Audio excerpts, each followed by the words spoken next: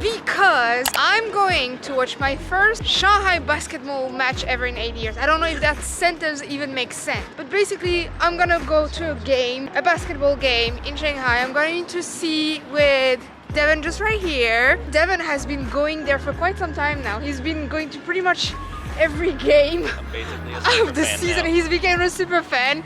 So I feel quite privileged because I'm going with an expert. I love basketball, but I won't say that I'm a fan of basketball because I don't follow any game thoroughly, but I do love to watch a game. And when Devin talked about Shanghai Sharks happening literally 5 minutes walk away from our work, I was like, yes, I want to see that. I want to see that, and I'm actually super duper excited. All right, slow down, girls. Before we move ahead with the video, maybe we should talk about the Shanghai Sharks and explain who are the Shanghai Sharks. It's basically a basketball team based in Shanghai, and they are part of the CBA, aka the Chinese Basketball Association. And this team now is known in the West for being a huge internet meme by the NBA fans. Why are you asking me? Based on what I've found on internet, the team is jokingly referred as a future landing spot for players, mainly high-profile stars such as Dylan Brooks, who seem to be a very controversial players in the NBA. And as you can see, actually the Shanghai Sharks are mostly composed with Chinese players and some American players being former NBA players. What I wonder is how basketball became so popular in China. And all the answers come down to one particular man, Yao Ming. Yao Ming is a Chinese basketball player who performed in the NBA and represented and inspires millions of young locals in China. And this inspired the population and showed the country how capable are Chinese of when it comes to playing basketball. And basically, when I started to make my research about basketball in China, I found out that basketball is actually the most popular game in the country, because all you need is a field, a net, and a ball to start playing basketball.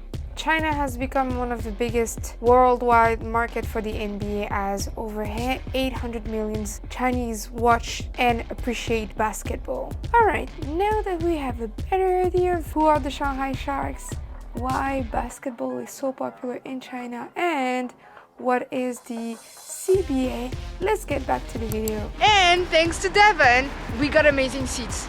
We got good ones. Expert seat. And a basketball match wouldn't be a proper basketball match if you don't have the shirt supporting the Shanghai Sharks. Thanks to Devin, he's got two, so I get to pick between these two colors.